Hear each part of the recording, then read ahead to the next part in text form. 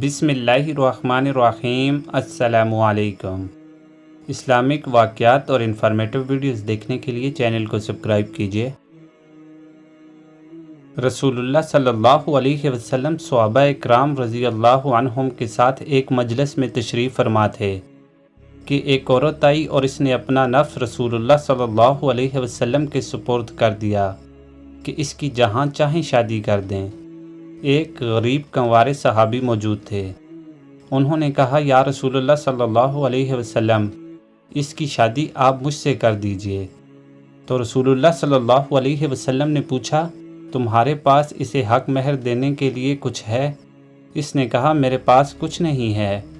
تو آپ صلی اللہ علیہ وسلم نے فرمایا کہ جاؤ، اگر لوہے کی انگوٹھی ہی مل جائے تو لے آنا، ہم وہی حق مہر بنا کر اس کا نکاح تجھ سے کر دیں گے۔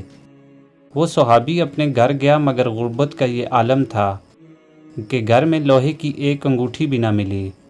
تو اس نے کہا، یا رسول اللہ صلی اللہ علیہ وسلم، میرے پاس ایک چادر ہے، اس میں سے آدھی میں حق مہر میں اسے دے دیتا ہوں اور آدھی خود رکھ لیتا ہوں۔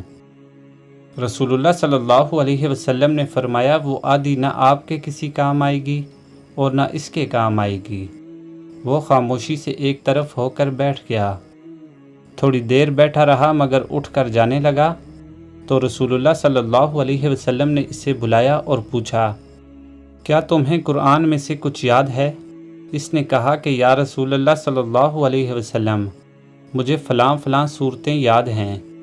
آپ صلی اللہ علیہ وسلم نے فرمایا کہ میں نے ان صورتوں کے عوض تمہارا نکاح اس سے کر دیا، یعنی وہ صورتیں تم اسے یاد کروا دینا۔ اس حدیث سے اندازہ لگایا جا سکتا ہے کہ دور نبوت میں صحابہ اکرام رضی اللہ عنہم کی غربت کا کیا عالم تھا کہ ایک صحابی کے پاس حق مہر دینے کے لیے، جو کہ فرض تھا، ایک لوہے کی انگوٹھی بھی نہ تھی۔ چاندی اور سونا تو دور رہا، کتب احادیث میں ایسی غربت کے بے شمار واقعات ملتے ہیں۔ ناظرین، آج کے دور میں اگر ہم ڈھونڈنے نکلیں تو پوری دنیا میں ہمیں کوئی ایسا شخص نہیں ملے گا کہ جس کے گھر میں کوئی چیز موجود نہ ہو۔ ہمیں ہر وقت اللہ تعالیٰ کی ان دی ہوئی نعمتوں کا شکر ادا کرنا چاہیے۔ اللہ تعالیٰ ہمیں عمل کی توفیق عطا فرمائے۔